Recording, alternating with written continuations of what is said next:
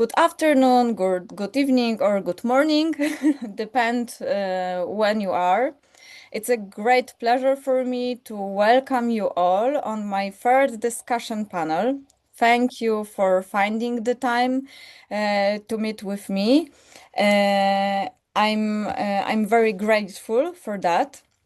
And I have the honor of moderating today's panel. This meeting is possible thanks to my scholarship from the National Recovery Plan for Culture. And I'm delighted to welcome all of you, outstanding clarinetists, pedagogic and performance culture from different performance culture.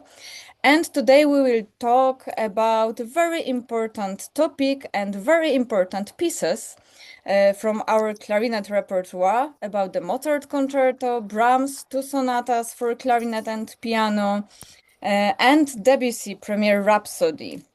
So the biggest issue is about how to find individual artistic language and how to find balance as well with this canonic literature, because we know that, for example, in each country we play a little bit different this kind of the music, but in general we have some rules which we should or we shouldn't take when we play. So I think the topic is very important, and I'm really curious about what you think about this kind of the things. So I would like to start my conversation with the first question. How do you personally define an individual artistic language in performance, and when did you first feel that you were shaping your own style? So there is somebody who would like to start. I'll, Oh, yeah. I'll start. Thank you, Robert. When in the United States, the different levels. We have a bachelor's degree, a master's degree, and a doctorate. And all three of my degrees were from the University of Michigan. My undergraduate teacher was a man named John Moeller, and John was everything was by the book. Everything was like my way or the highway. And I remember learning Mozart concerto with him, and I still have that copy somewhere, where there's virtually something written on every note. All these crescendos, decrescendos, lines, all this stuff. So in essence, when I played that piece, I remember playing it and thinking, I hope I'm doing it the way he wants it done, and because it was all his way. Well, my master's degree, David Schifrin started teaching there, and I went in and I played for him, and it was a Weber one, I think. Anyway, he said, "Well, that's really nice, but you're very boring." And the whole idea was he wanted me to develop my own personality and my own way of playing that piece. I remember him saying once that if everybody was the same, the world would be very boring. So I remember the day. I mean, it was in 1977 in September when I remember going into that lesson and walking out and thinking, "Oh my God, the shackles have just been broken." And I got a little wild after that, but it was still, it was fun to develop my own style. Wow, that's amazing story. So, do you remember it was hard for you when you heard this kind of the words, or how did you take them to yourself? You still talking to me or anybody? I Yeah. sound like taxi driver. You talking to me? I think it was very difficult the first time I heard it because I wanted to be told what was right and what was wrong. I remember doing a master class once, and this student wanted to play Mozart concerto, and I said, "Well, let's just start a little bit of it and talk about it." And she said, "Well, I can't do that because my teacher hasn't told me how to play it yet." And that was a really big thing for me to realize that the student didn't really have any creative thoughts themselves. They just wanted to try to please their teacher. Mm-hmm. Okay. Thank you very much, Robert, I'm for. done. I'm done for a while.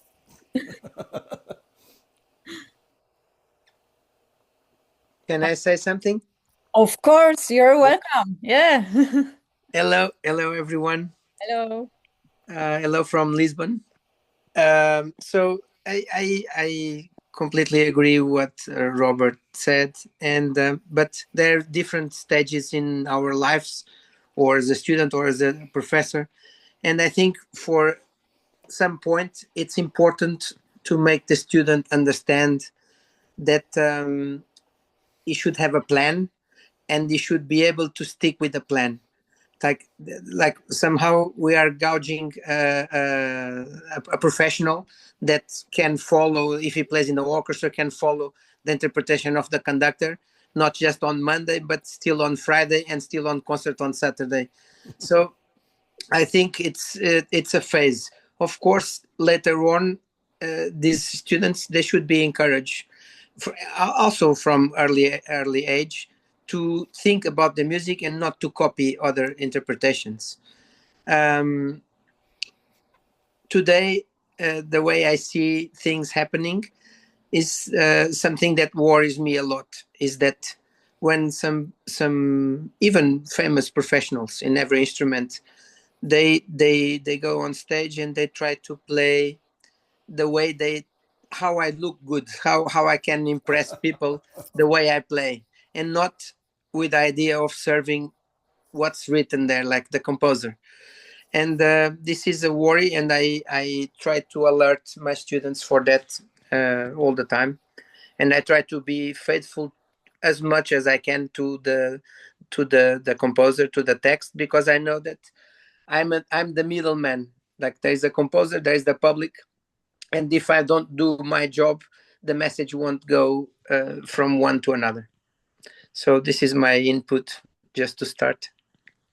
Well, thank you very much. Yeah, Andreas, Hi, everyone. Great to see you again. Thank you, Barbara, for the invitation again.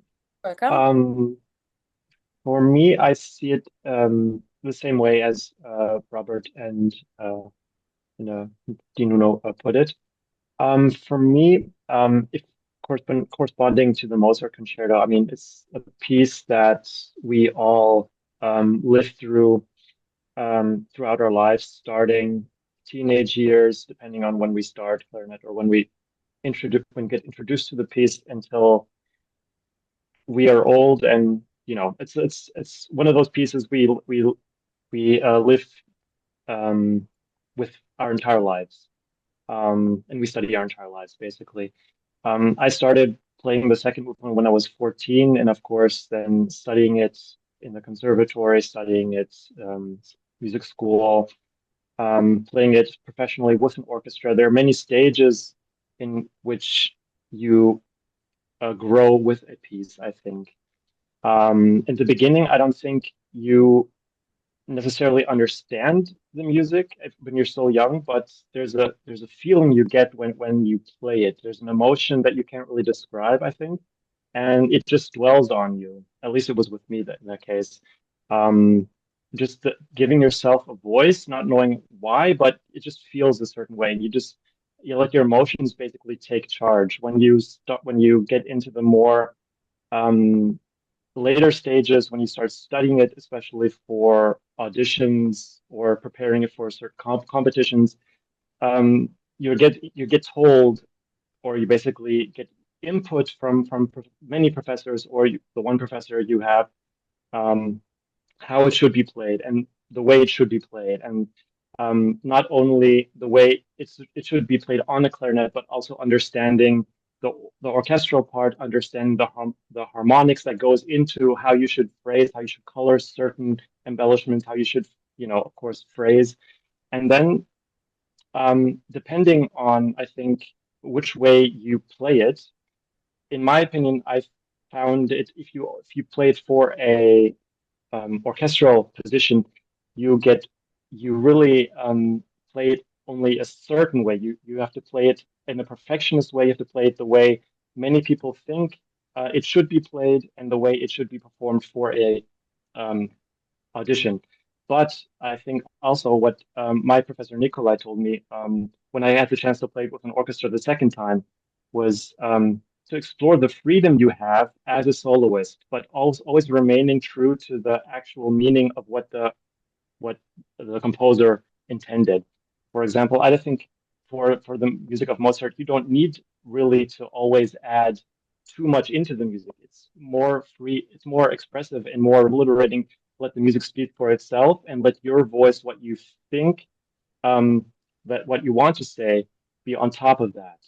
But always let the music really define what it's meant and define your essence, and then add your own voice, making it your own piece, discovering it for yourself, and saying, "This is my version, the way I I feel it in this moment on this day," but still always saying, always being true to the tradition of the way it should be played, with taking your individualistic freedoms in your own expressiveness. I think that's the importance between these two aspects for me. Okay, thank you very much, Andreas. Wesley?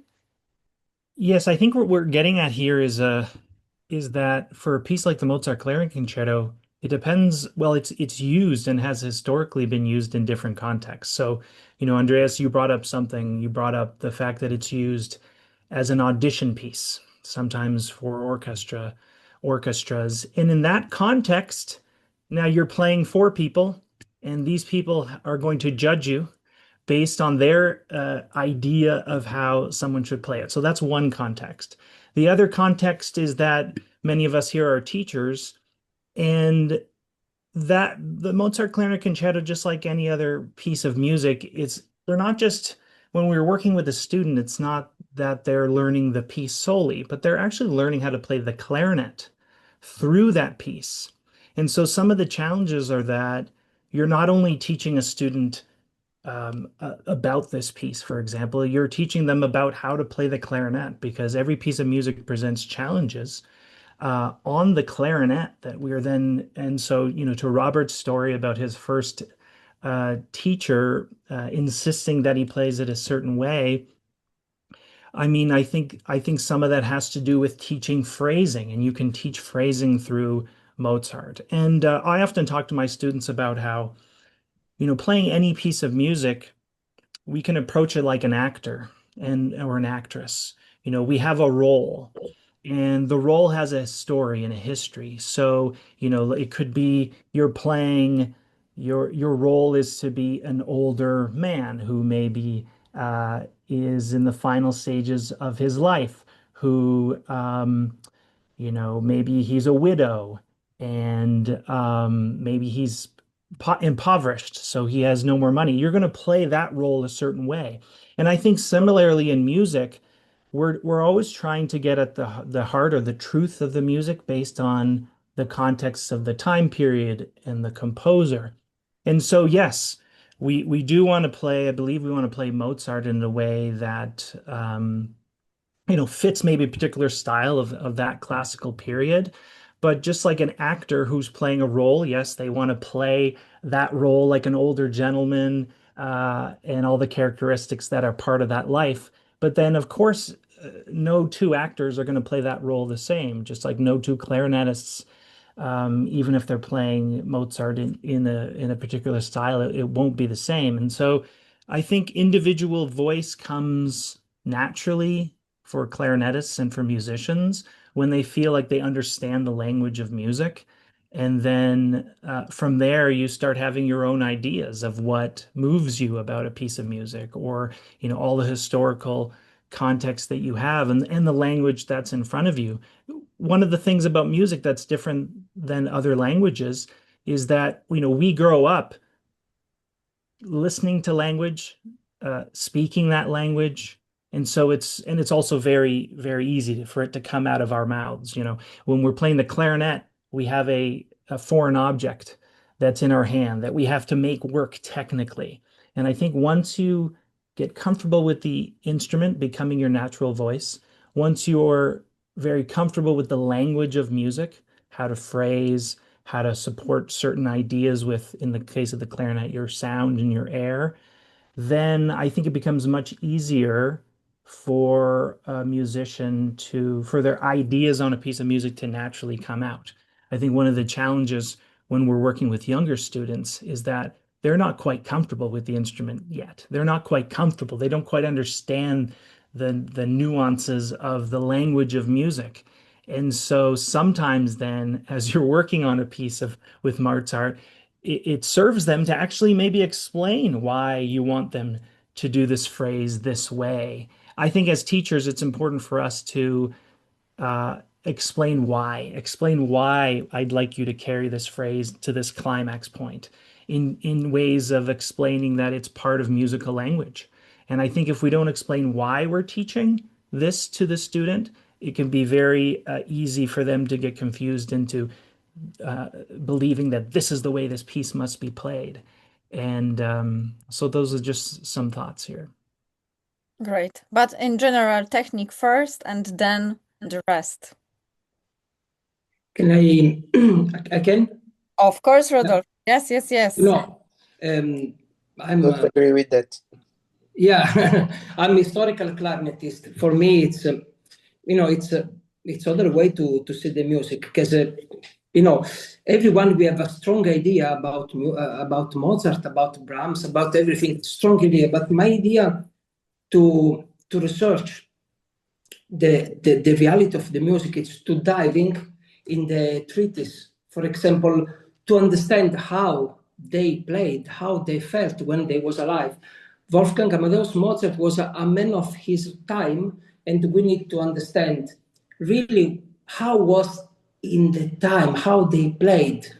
We can do just to discover the treatise and the tune, the intonation, the phrases, everything about. When I talk with students, I make always the same example, but sometimes it's important. If you see a Corelli score, you can see just strings. But if you see the list of the musician who was paid, you can see violin, viola, cello, 6 bassonists, 6 persons that played bassoon. How is possible? Because you see just string. The reality is so different. We don't have a lot of the document to understand how they felt. For me, it's just to really diving in the past. Of course, the goal is not to make a reconstruction of the past. But if we know the past, we can make a dialogue between what they did and what we can do. The instrument is changing. In a Mozart time, they use a simple 5-keys clarinet, so easy, no projection. We change it, but it's important to understand how they felt. How was the reed on the top, on the other, everything. It's important. How they make staccato with the tongue, with the mouthpiece, with everything. Now, of course, modern clarinetists can play like they want. For example, I adore Johann Sebastian Bach on the piano, but I like on the marimba as well, or the saxophone. But in a letter, one of the son of Johann Sebastian Bach say, sometimes my father play with the thumb. It's changing everything. For that, I make the topics for my students to understand the aesthetical way to play music. Of course, they are adults. They can play everything they want. But it's important to know that Mozart or Haydn or Brahms is not, you play because I feel. Yes, I feel. But we have some document, a scientific document that say, Anton Stadler, he was playing like that because everyone played like that. Mozart's father, Leopold, he wrote a fantastic book. In the beginning, he talked about the technical of the violin, but after he talked about music, how to make good, buona, cattiva, good, bad. I think everything it's important to research. This is my simple opinion, about this. Thank you very much.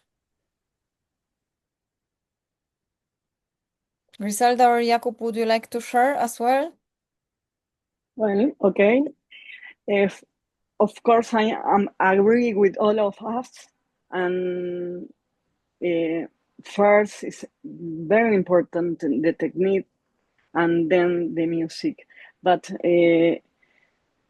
something really important is discover what is the intention of the composer.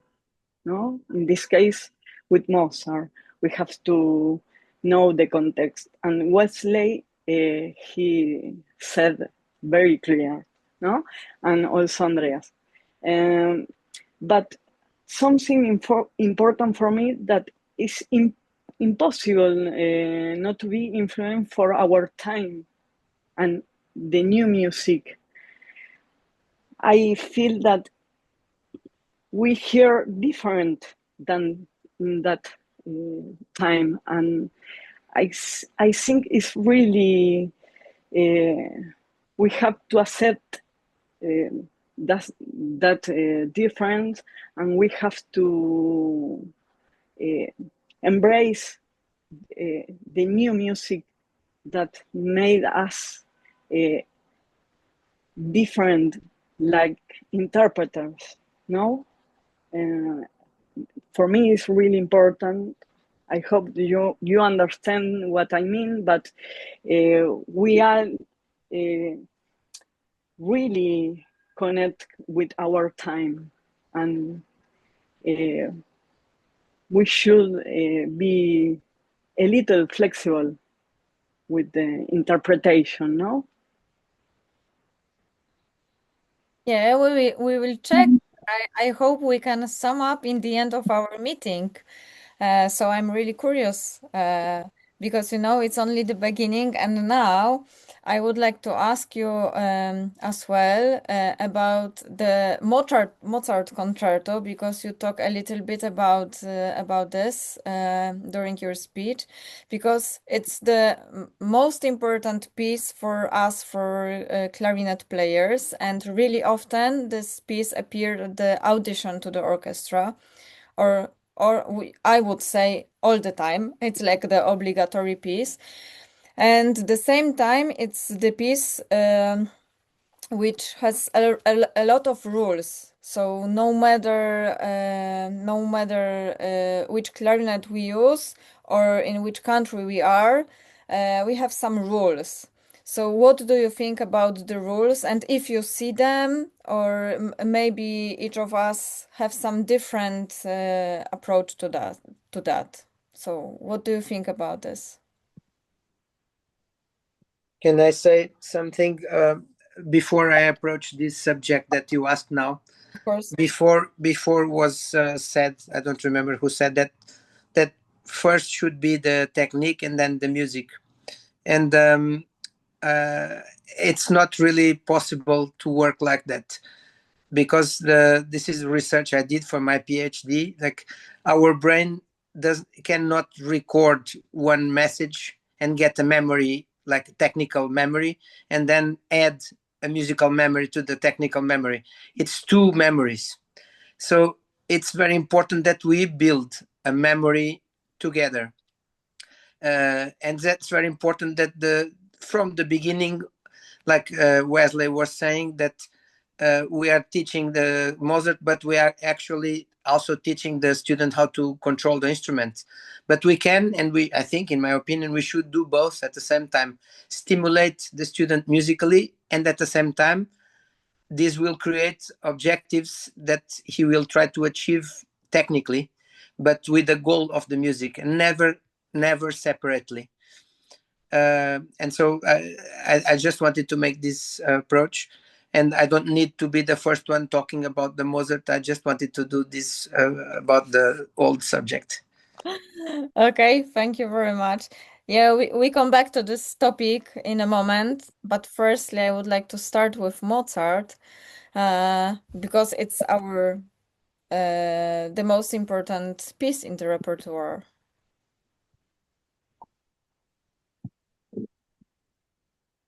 Jakub, would you like Yes, first of all, it's a very interesting conversation. I'm happy to be part of it. It's very stimulating. I was thinking about what you said before about the rules, and I must say that the rules are still changing. like the world we live in. It's work in progress. So my idea about the Mozart score is also work in progress. I probably should say I would never be ready with it. Although I have done it several times, and maybe I will have a chance to perform it again. But I don't feel particularly ready to perform such great masterpiece. First of all, because when I was a young clarinet player trying to master the score, the common wisdom was that you never play something that is not printed. Therefore, you just stick to the printed music and you try to be as expressive as possible, but within the classical framework of the piece, which means that you cannot go too much left or too much right, too slow or too fast, too extrovert or too introvert, etc., etc. But now, with the influence of the historically informed performance movement that started in the 70s, 80s in Northern Europe, and now is popular, the movement is popular basically all over the world. We know that they never played the same phrases in the same way in the classical period. They would add embellishments, they would improvise with trills, mordents, all kinds of embellishments. They would be very free with dynamics, articulation, and phrasing, especially when repeating same musical patterns was needed. So this means that even in my own performances, I try to be creative. I try to add embellishments. I try to have fun with them. I remember that Simon Rattle was conducting the Haydn Symphony with Berliner Philharmoniker as a young conductor, and he asked the musicians to improvise the embellishments, the grace notes. And at first, they did not want to do it. They were reluctant. That was probably the end of the Karajan era. But at the end of the rehearsal, everybody had so much fun with it that the musicians just loved it, and the rehearsal sounded like an improvised jam session. So I try to teach this creative attitude to my students as well. I don't let them copy my own embellishments, but I try to suggest that you cannot play the same phrase the same way twice. And this means that with a masterpiece like the Mozart Concerto, we will probably always have an open question about how to do it. Okay, and what with the tradition? Rodolfo, maybe you can share with us what do you think about this, because you started to talk about the historical clarinet.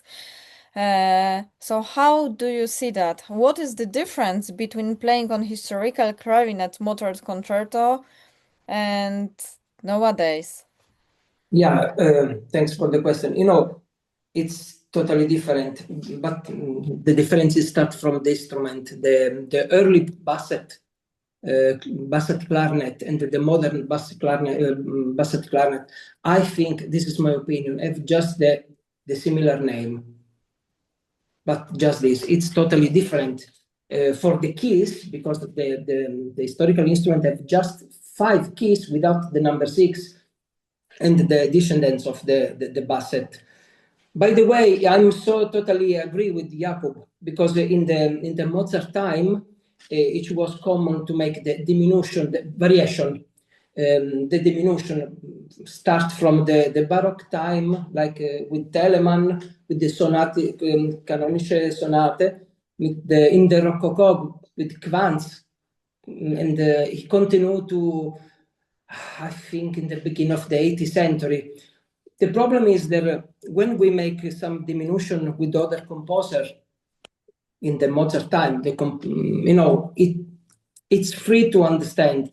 When we talk about Mozart, sometimes we are scared to say, oh my God, it's Mozart, it's magic, we can't touch, we can't play some diminution. No, it's not. He was more pragmatic than us, believe me. And Anton Stadler, he was too much pragmatic than us.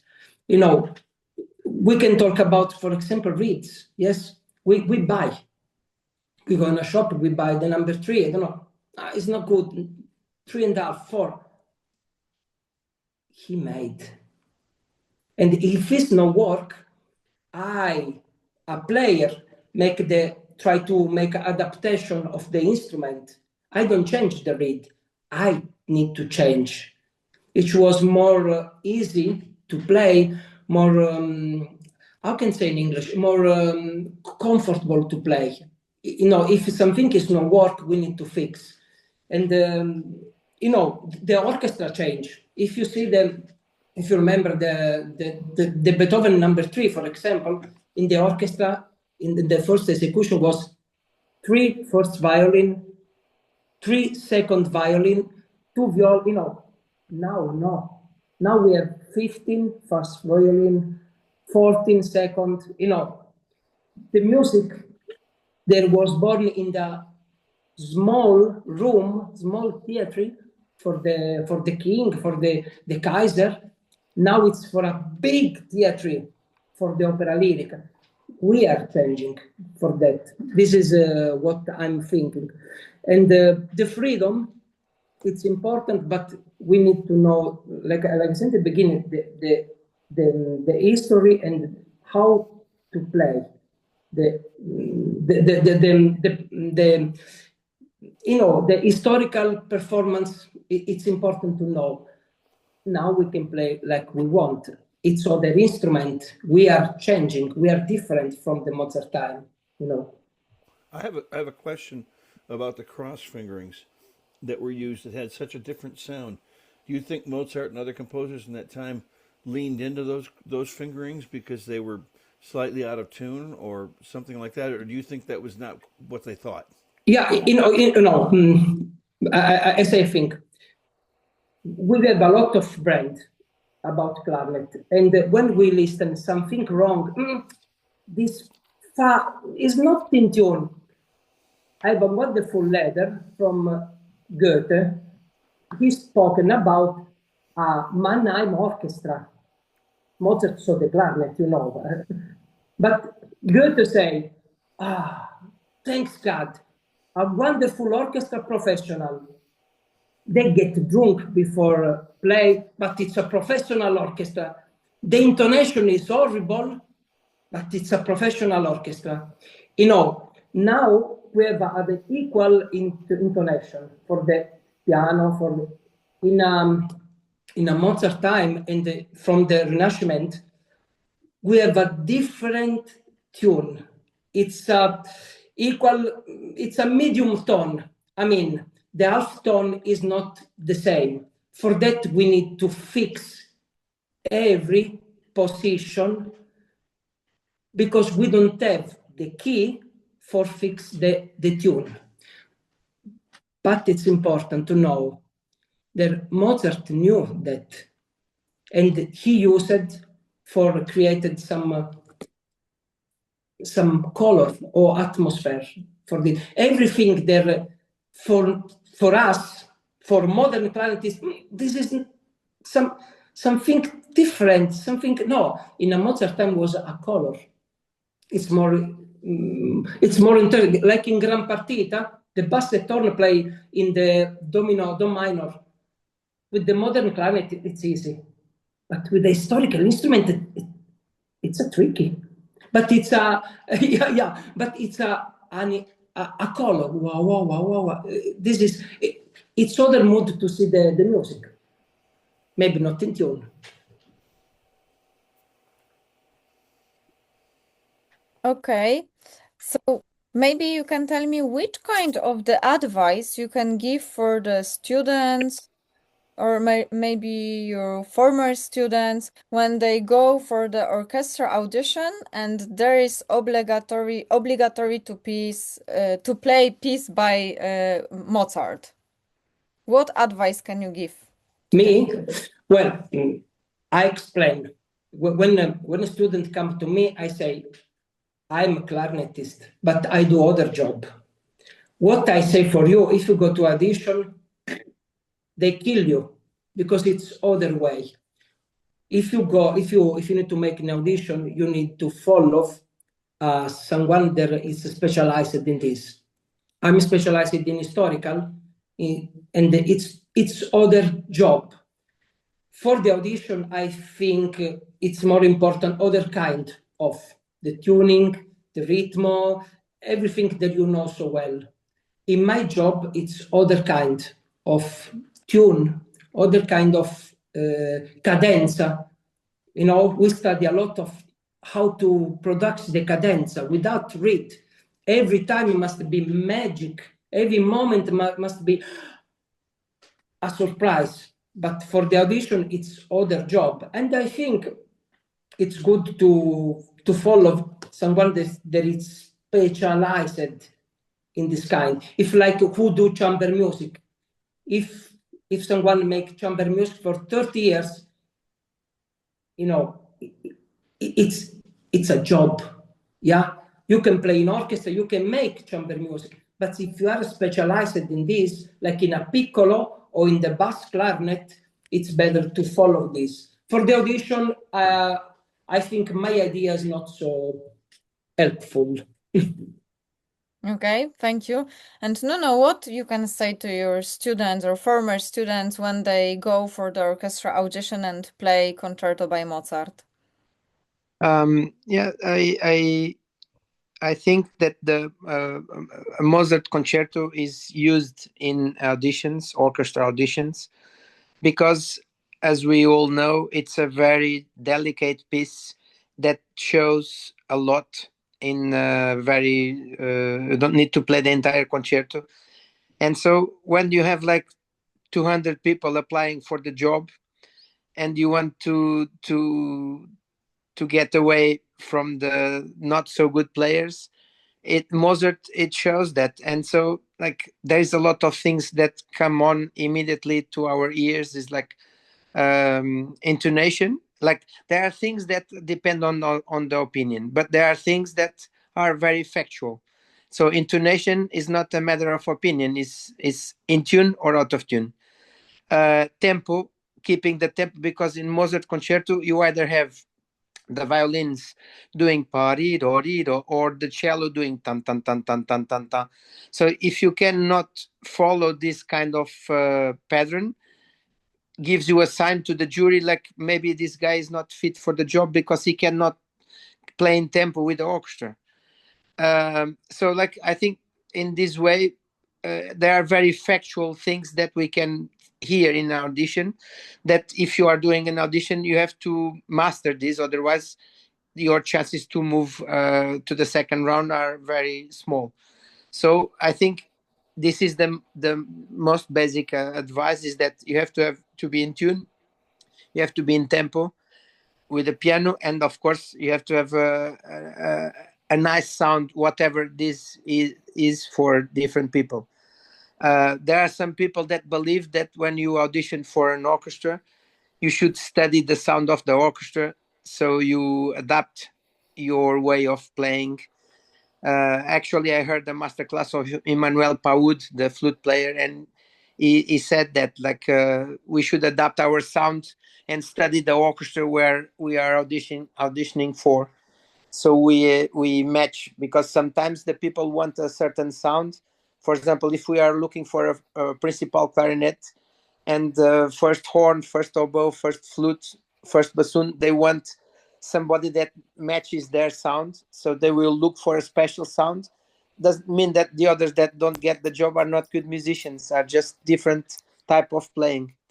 So I think Mozart is used in auditions because it's very transparent and it's very easy to figure out who can and who cannot advance to the second round. Well, and also, you need something a committee is all going to understand. So you have flute players and oboe players and whatever. They know Mozart concerto. I agree with you, and they can tell. They can tell right away. Are you in tune? Or are you in time? And you know, I had a orchestra conductor, a very dear friend for many years, and he said,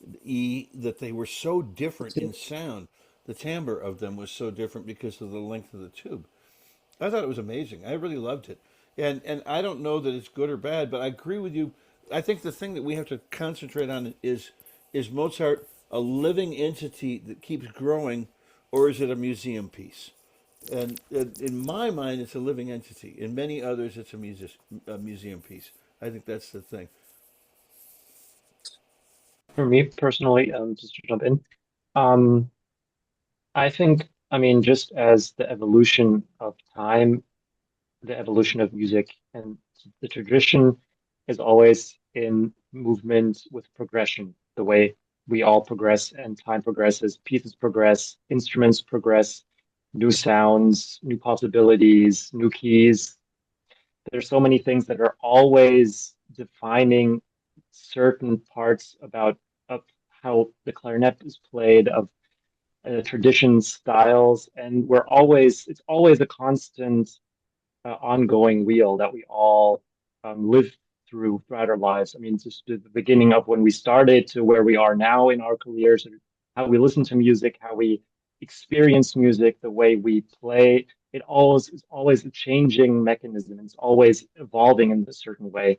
And I think the one big thing that all composers, or all the big composers, are very stringent are in. They respect tradition, but always find an amazing way to break it. And always the way to break it in a way that we love and we want. Of course, we know it, but for them, it was always something new. It was always something like, oh my God, this is it. This is new. This is, we just love it. And I think, of course, our ears are accustomed to many things.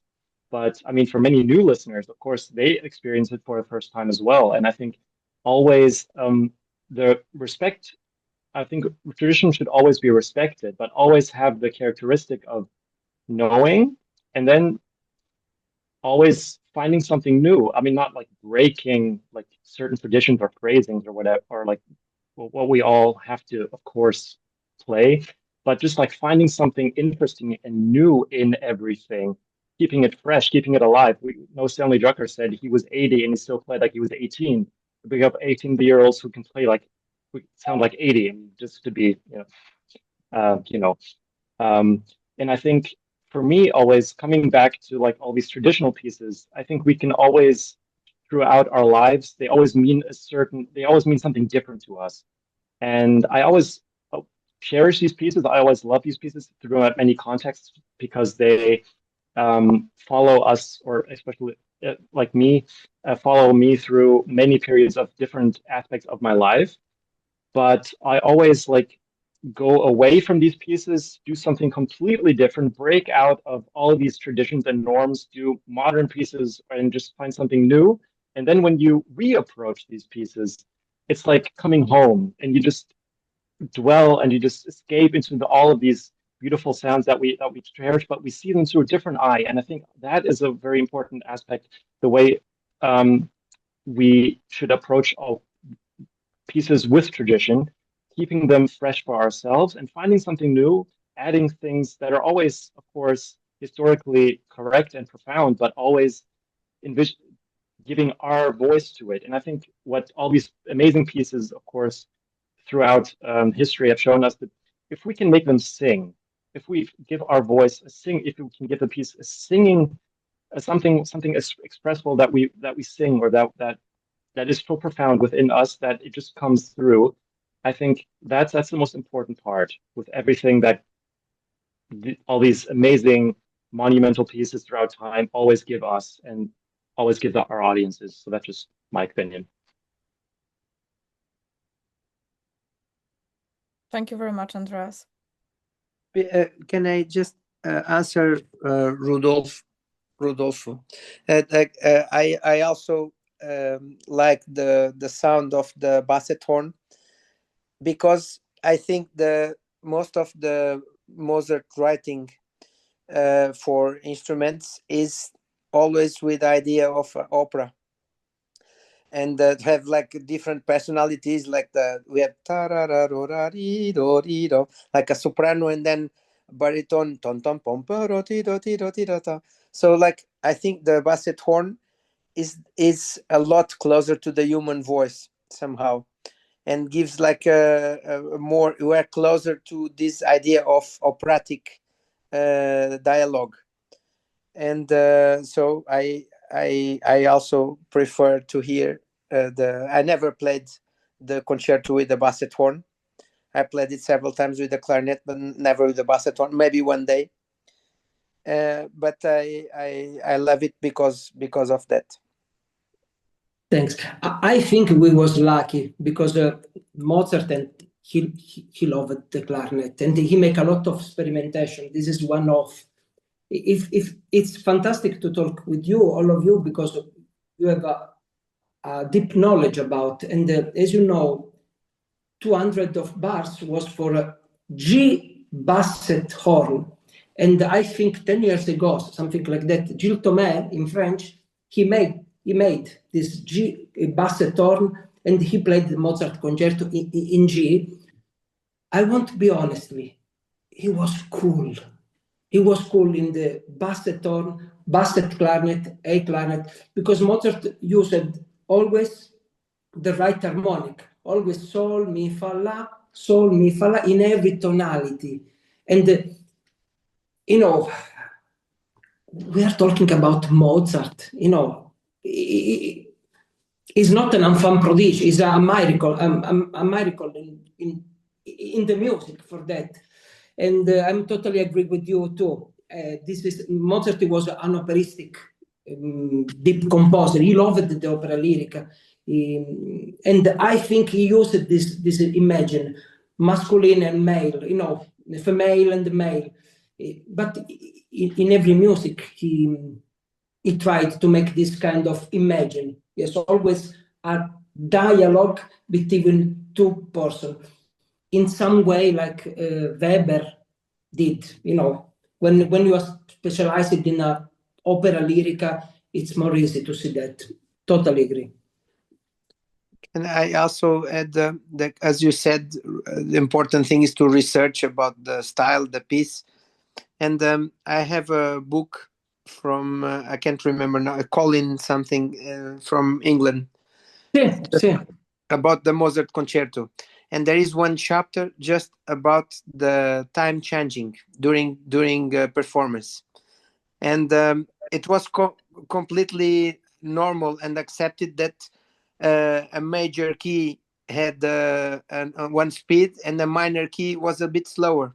Yeah. And this was natural at the time. So if you go to an orchestra audition and you play the you play it a bit slower, somebody will cross you from going to the next round. But actually musically it makes all sense. So it's just like, yeah, not as Wesley says, the different approach. Yeah, sorry. For that I say in the beginning that if the student follow my idea, he can't get a position in the orchestra because it's other job. In the middle of the 18th century, Kvans, this fantastic flutist, he was playing 6 instruments, maybe bad, but we remember for the book that he wrote about how to play the flute, and he was clear about when you play, you have a modulation in a minor to a major to minor must be a bit more slow and more dark to open the mouth and say, oh. You know, in audition is no work, this kind of thing. It's other job, fantastic, but other job, yes. Yeah. But for the contemporary, for the Mozart contemporary, it was easy. Sometimes my students say, Professore, Maestro, but we don't have any ligature, we don't have...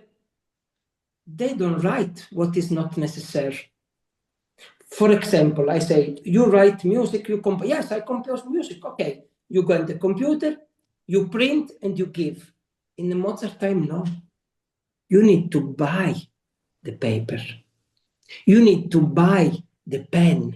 You need to buy the hand to make the pentagram everything it's expensive. Brahms, when he made the decision to say, I want to write music for clarinet, he asked, please send me paper for write music.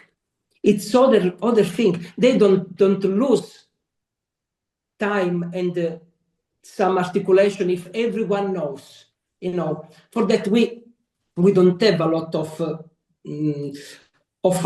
thing to keep the best, but we have some treatise about this that can help us.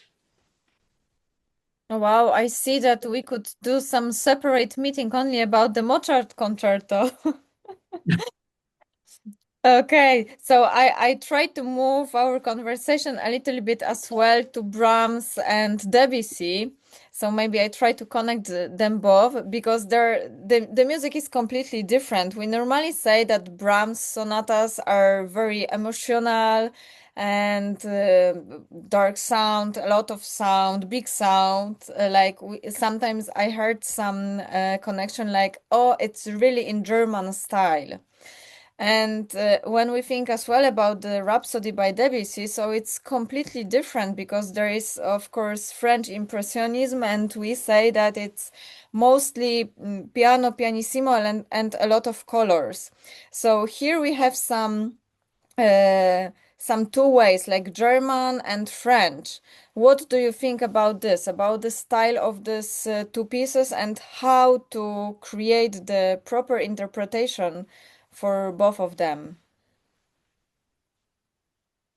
Well, I think the Brahms, he got inspired to write these last works, like the two sonatas, the trio, the quintet, when he met Richard Mulfeld, and he loved his sound, and he put him a nickname, the Fräulein Clarinet, means like the lady clarinet. So somehow this guides me a bit for the sound he wanted, not a big sound, not a muscular sound, but somehow a feminine sound, like fragile, very flexible, and sweet.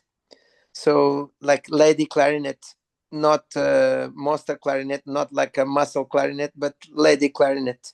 So that's somehow this helps me to build my idea of the sound I want to play when I play Brahms.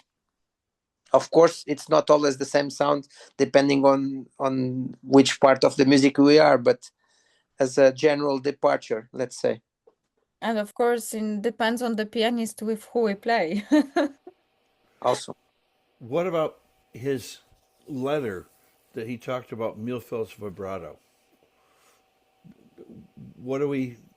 Does anybody have any opinions on that? I don't have, I know that some people are against clarinet playing vibrato. I'm not. I use it, and I teach my students to use it. I think it's very reductive, and I give one example. When we play Mozart Symphony number 40 in the orchestra, there are two versions, one with clarinets and one without clarinets. And in the last movement, we have a solo, and when the clarinets are not there, the oboes play this solo. So the oboes play this solo with a nice vibrato. And when the clarinets come to the orchestra, we are forbidden to do vibrato. And I think it's the same music. It's the same composer. And I don't understand why the clarinet players should not play vibrato. And especially in Brahms, when the Richard Mulfeld did, and Joachim, the first violin, did a lot. So I think it's no problem at all. When I play it, I use it. Yeah, it's a big problem to talk about vibrato because every instrument do, and every treatise say don't do. But if the treatise say don't do, it means they did. The reality, the real execution was how was the musicologists that say don't use. Normal people they do. Like you say, Richard Mulfeld, he was a fantastic violinist. He went to the war, he back and get a clarinetist, but he was a good amateur in a clarinet. You know, the principal job when he started was a violinist, and every violinist make a vibrato. If I like, no, but maybe can be correct. This is my opinion, of course. If I like, I'm pretty sure no. But he used the Ottersteiner clarinet, Murfeld, and the Ottersteiner is more, it's more easy. It's other projection. Maybe with this instrument can work, but in a Böhm system or in a Euler system like we use now, I'm not sure in a contemporary execution. I must say I like the argument that Nunu used a moment ago about the whole wind section using vibrato, but the clarinets, which means that the flute players, yes, they use it as an expressive tool. The oboe players, they do it. Usually they do it quite tastefully. The saxophone players, of course, they vibrate. Even the classical saxophone players. I'm not talking about Charlie Parker. For the clarinet, why not? It's a magnificent coloristic tool. We know that Michel Arignon was very good at adding little vibrato at the end of the phrase, and everybody loved it. It was very tasty. So I like the argument. For me personally, it adds an expressive dimension to my playing, which is why I like the vibrato.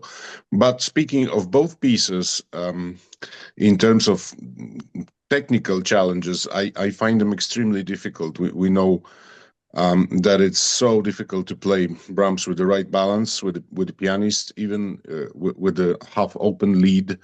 It's very difficult to balance the piece rightly in a larger room or even in a smaller room. And the amount of difficulties that we face in the Debussy Rhapsody is so huge that we don't even need to mention any of them here.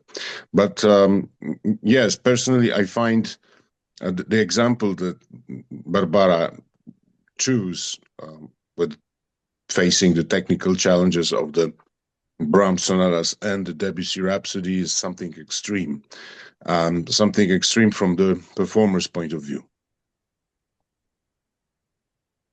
Yeah, exactly. You know, That's true. But I think as well about the style and about the schools as well, because for example, sometimes we can hear some opinion, oh, he played Brahms sonatas in French style, or sometimes we hear, oh, this Debussy was in German style. So sometimes we can make some connections with some kind of the quality of the sound according to the national schools. So what do you think about that? well, I would just add, because we've been talking about Mozart and now Brahms and Debussy, that I think what we're all trying to get at is the truth of the music. I think that's when we can hear, I bet you if we played a Mozart or one of the Brahms sonatas and we didn't know who the performer was, we didn't know what style, what country they were from, it's quite possible that if we find a very, very good recording, all of us who are listening would say, you know what, that's a very good performance. And it didn't matter maybe the style, the era that the instrument the performer used. These are extra things. I think when you get at the truth of the music, and what is the truth? The truth has to do with things that here we are talking, we're speaking in English, we're using words to try to describe music, and that's always tricky. And I think we can kind of feel and hear when a piece of music is performed well, and when it is, I think it's because it's hitting at some kind of truth. I loved when Nuno mentioned that he liked the performance of the Mozart concerto on the bassa clarinet, and what he said is because it kind of gets at the truth a little bit. And what was the truth? That Mozart had a connection with opera, and in the music, there's that relationship that's being communicated by the upper and lower parts. I think you're getting at the truth of it. I think like a piece like any of the Mozart or the Brahms sonatas or the Debussy Premier Rhapsody, ideally, I think we want to make our instruments disappear. It's something that I think about a lot because when something sounds difficult technically for the player, well, then you're hearing the clarinet. When something, when maybe the clarinet tone gets out of, if the tone is maybe out of tune or a note pops out, then you are hearing the clarinet. Ideally, the best performances, I think, get at the truth of the music, and that has to do with historical context. It has to do with how the composer thought about his music or her music communicating something. And if we can do that, we're getting at the truth. And when I say make the instrument disappear, it's because then we take the performer out of it, and we're honoring the music, and that the music's voice is coming out. I think personally for me, that's when I appreciate music most and appreciate performances most, is when I feel like I'm hearing the music. I'm hearing the composer's voice being transmitted through a performer, and that the instrument isn't impeding the performer, isn't impeding the music. And different pieces have different truths based on the composer and their experience and the context of their piece and the style. I think things like playing in a certain, French style or German style, I think those are a little bit like have to do with taste. What about it's kind of like saying I like the style of Brahms played in the 1980s versus the 1920s. It's kind of a ridiculous thing to say. Like every time has its different, and every location and region has its different style based on the instruments we have and the teachers. But one thing that remains is the truth of the piece. And I realize as I'm saying that, that's a difficult thing to figure out. What is the truth of a piece? Again, because we're trying to use words to describe something that we just know when we feel it and when we hear it. And that's the challenge we have as performers and as teachers to try to have that truth live on through the music and through performances. Can I add? Of course. Sorry, Barbara. So scusa. Yes. The concerning Brahms, or also adding maybe Schumann into the conversation as well, is the defining psychological aspect of the music. When the music isn't technically virtuosic, there's usually profound psychological aspect in a depth within the music that you don't need a lot of notes to express. Especially like if we take Brahms for an example, there's a certain struggle within his music, especially late music, where you can still see there's still a pursuance with life, but in this last sonata, you can see there's a clarity at the end of sort of as a resume, um, a, a depth, a resume from his life, basically, and having a profound understanding of the psychological aspect of the time, the piece, what the composer lived through at the time, but also having an own psychological understanding of what each phrase means. Even if the phrase is the same phrase, if it comes later, it has a different psychological depth or meaning to it because of the disposition of what came in between the exposition and the reprise of a piece. So I think there's a lot of understanding of what each phrase means in a different context, in a different harmonic pattern. Even if it's just a subtle change, it means a lot, and it adds a certain profound statement that could be completely different with the exact same notes or a different color. And also in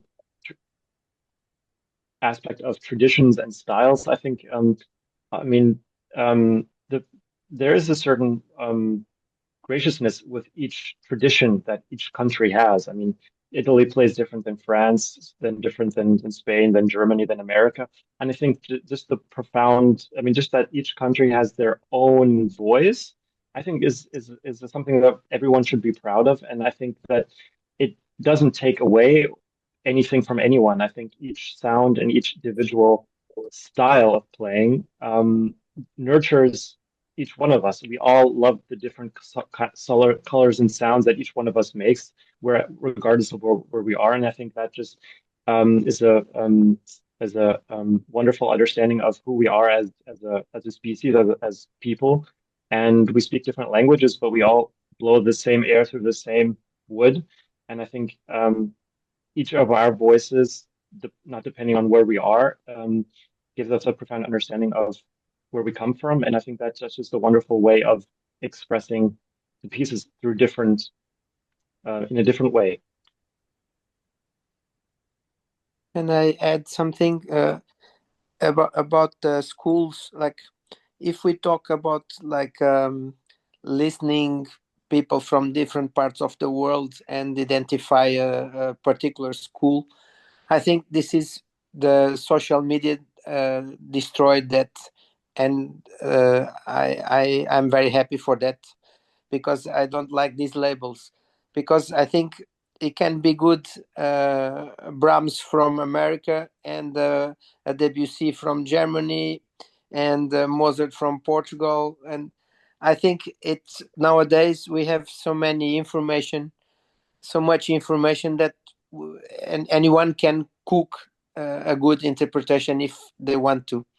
But learnings as a learning process, this is different, because I had many lessons when I was a young student with Guy Deplu, and when we played the French repertoire of the 20th century, he always comes with things that were said from the composer to someone he knew, and so there's like the word tradition that goes from mouth to mouth, and it's not that long ago, and so I think this is important to drink from the source, and it helps a lot. Concerning Mozart and Brahms is not so far either, but Mozart's a bit further away in history time, so it's more difficult. But for the French music, I think it's important to drink from the source, and we are a bit closer to the truth, to the musical truth, like Wesley said. Thanks for this point, Nuno, because it's an important one. For a long time, there was a cliche in classical music that we can only play the music from our cultural heritage. This means that as a Pole, I could play only Chopin, and the German orchestras would be good for Bruckner and Mahler and Brahms, but not for Tchaikovsky and not for any kind of other music. And Nuno would be the best for Fado, but now it's completely the opposite. I mean, the last Chopin competition with magnificent players from Asia proved that we will be going to China to study Chopin soon, or maybe we should be doing this already, because they have a much more interesting culture of learning the style than the old continent does at the moment. This world that we live in is changing so fast that it would be extremely harmful to declare that those nationalistic schools of playing are still functioning. I don't think they do. But in the same way, in the same time, I think it's extremely important to know the tradition, the non-musical tradition, as Ernest Ansermet put it some time ago, that we never play what is in the score, just what is in the score, but we shouldn't play things that are contradicting the character of the music or the content of the music. But in fact, it's very good to drink from the source, indeed. I agree. Yeah, it's like that, because the world is so big now. We're China, Japan, talk about just a European school or an American school. We can't make a stereotype. I'm Italian, I just can sing. No, because Chinese or Japanese now sing more better than Italian. I'm pretty sure about that.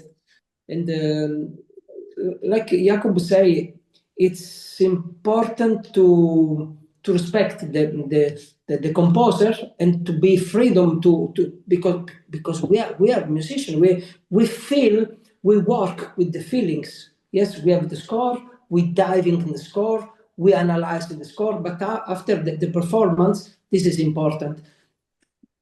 German, Portuguese, but when we talk about school, German school, for example, but not every German clarinetist or Italian clarinetist or Portuguese clarinetist, they play in the same mood.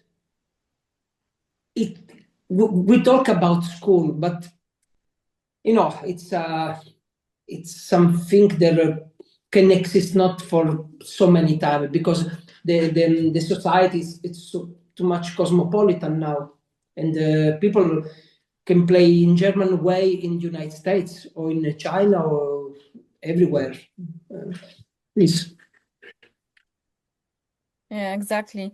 So to sum up everything what you told today, it's like the most important thing is not to keep the national schools or to some traditions, but in general to think all the time about the intention of the composers, and when we have some possibilities to go to the source and know something, that's the best way. And thanks to this, we can be as well more authentic when we play and more authentic with the scores. So it was like Nuno told at the beginning that he tried as well to encourage students to see what is written in the score and read and try to find the intention of the composers. So I totally agree with that, and especially when we play some contemporary music as well, it's important. And nowadays we have a lot of possibilities to talk with the composers, to find with them the proper interpretation, and as well to know more about the idea of the pieces. And of course, about our individual artistic language. It seems to be lifelong process. So we start early age when we start to play even clarinet, and it's through our first meeting with our teacher, and then teachers, and as well through listening the music, because we talk as well about different recordings, even the same pieces. So I think it's very hard to say one answer how to shape our individual artistic language and how to find a proper interpretation, because we all are different. So thank you very much for today's meeting, for the interesting conversation, and I hope it's not our last time, because I really would like to spend more time with you and talk, because it's very inspiring, and I hope it was very inspiring meeting for you as well. So I would like to wish you all the best, and I hope to meet you soon. Thank you, Bastian. Thanks for everyone. It was a pleasure. Thank you, Barbara. Thank you all. It was fun. And Barbara, thank you. Thank you very Thank much. you very much. Barbara. Bye.